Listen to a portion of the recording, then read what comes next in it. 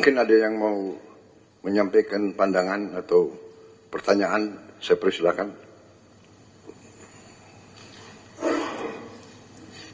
Silakan. Terima kasih Bapak Presiden. Well, first of all, thank you, Mr. Gate, for your contribution to Indonesia and also to the world. Under the direction of Bapak Presiden, actually, as a Minister of Investment, and also at the same time, I lead the CEO of Danantara, which is our newly established sovereign wealth fund.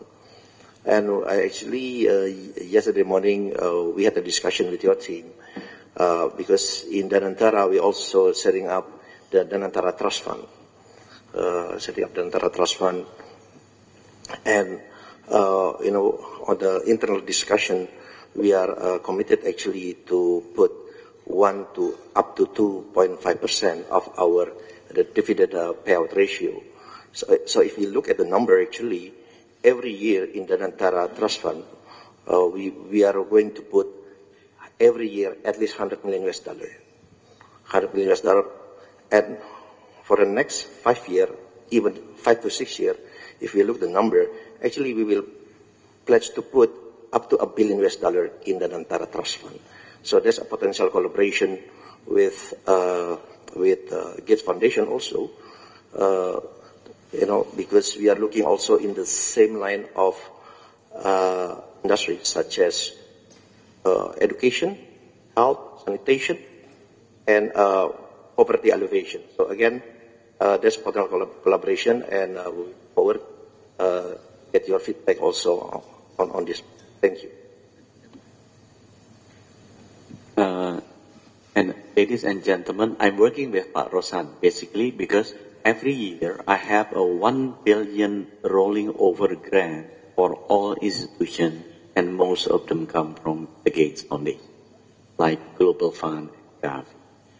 And that is where I learned that in developed country, the philanthropy funding average is 2% of. So the potential in Indonesia with 1.5 trillion GDP is $30 billion per annum.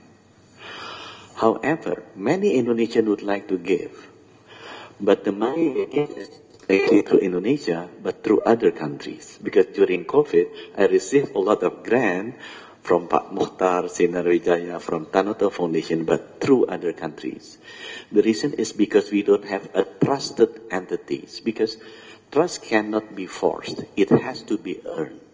So that's why I talked with Pak Rosan, maybe we can establish, copying what Temasek Trust has, creating a Danantara Trust. And I wish Pak Bill, you can sit at the board with Pak Ray Dalio, your friends, because Pak Ray Dalio and Bill Gates also sit at the board of Chinese philanthropic education.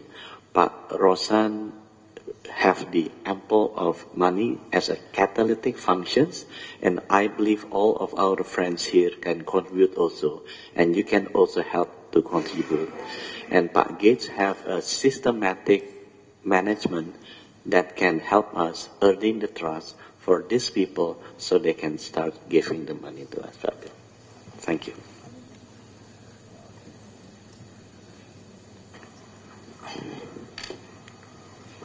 Mr. Gates, would it be possible to talk about non-health issues today? Certainly. Thank you.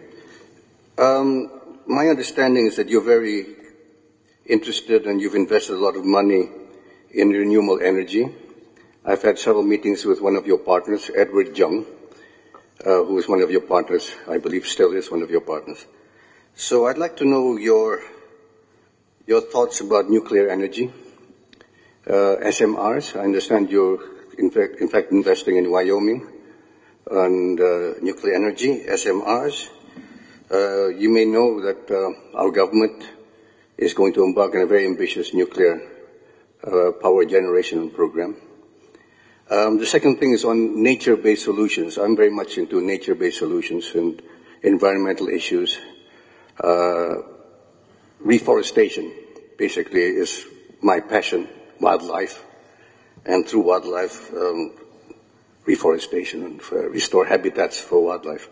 So I'd like to know what you wanted to do and where you're going with your nuclear and your views on nature-based solutions. Thank you. Yeah, so, as I started doing the foundation work, it became clear to me that we need low-cost electricity to help countries develop. But I also started to be educated about climate change and, understanding that, we have to reduce emissions eventually to zero. And so I talked to my friends about, okay, can we make nuclear energy cheap? So I started a company in 2006 that's called TerPower to make what's called a fourth generation reactor. Today's reactors are water cooled and they have a lot of pressure in the reactor. And so they're a bit complicated. So often the cost can be very high. And so I thought, well, it's very hard to start a new design, but that would be a huge benefit. And so now it's taken longer than we expected. We started out as being a joint venture in China, and then the U.S. government decided they didn't like us working in China. And so we had to change, and actually now, as you said, we're building our first reactor in the United States. There's a lot of countries that really need and so we have to make it cheap, and we have to show that this new design is extremely safe. And, places like Japan, South Korea, France, the UK, they have in their plans a desire to use nuclear energy. But right now the plants are expensive. And so we are hoping, as we build 20 of these reactors, that the cost can be very low. Part of that will be through a very strong partnership we have with some companies in South Korea. Hyundai and SK are investors in this work. And so in 2030, that first reactor will turn on. And so during that decade, we would hope to build over 30 gigawatts. And the question that I asked on Monday, which now I'm going to address to you, is there any way that we could actually collaborate more and give more? Because I would like to actually knock on doors.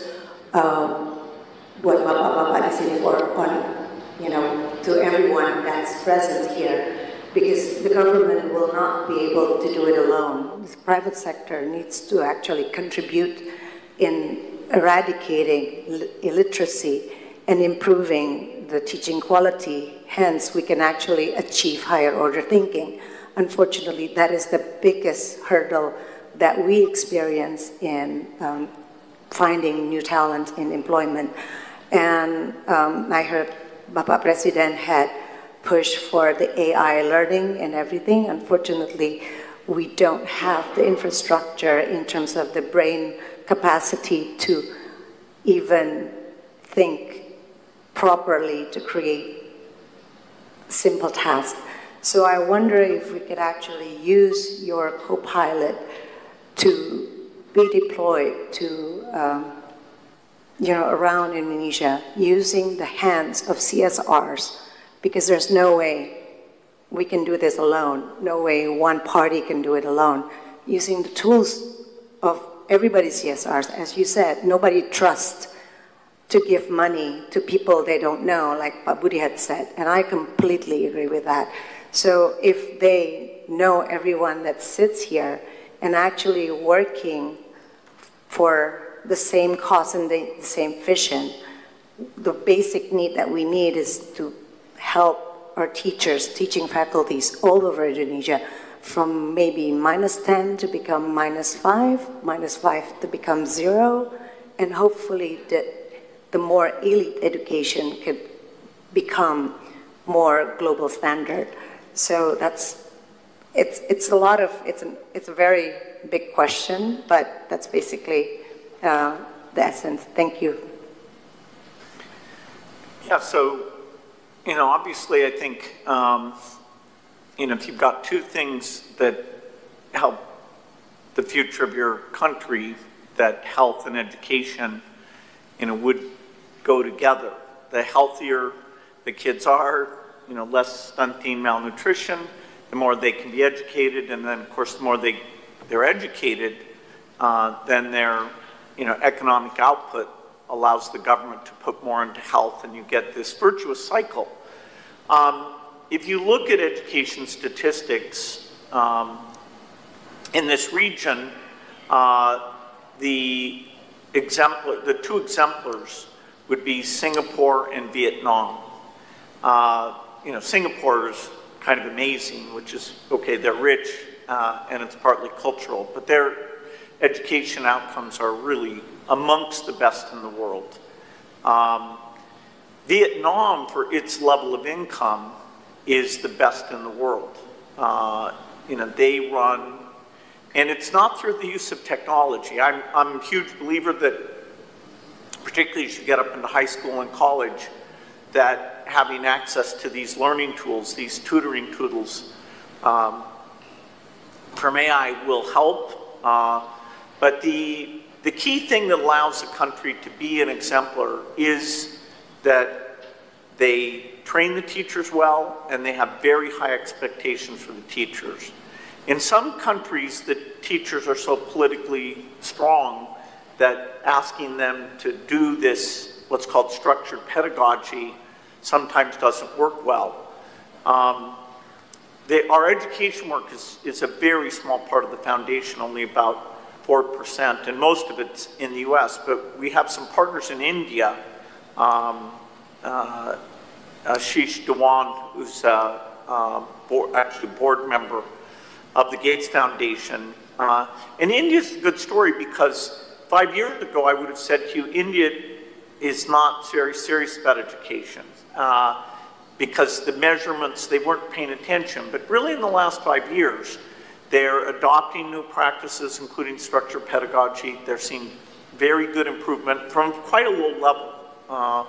But they're willing to look at the bad statistics and say, oh no.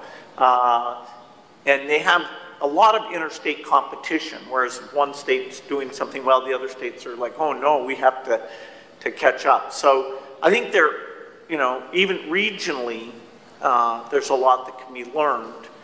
Then you do want to connect into AI. The Gates Foundation funds a group called Khan Academy that does an AI called Khan Amigo. And they've had a few philanthropists, like some in Brazil and some in Mexico, that have gone to them and said, okay, we'll fund bringing that technology to our country. So, that would be a possibility. But, I wish I had enough to do both health and education in a serious way, but we're 90% health. But I'm totally aligned with you that education will be important, and now AI will finally help us with that.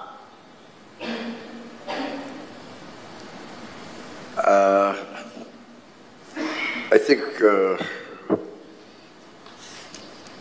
because of the time and Mr. Gates' very tight schedule, he has to fly to New York, so I apologize if I cannot give the opportunity to all of you, but at least we have heard the vision of Mr. Bill Gates, and Mr. Bill Gates promised also to sponsor very important events in Bali.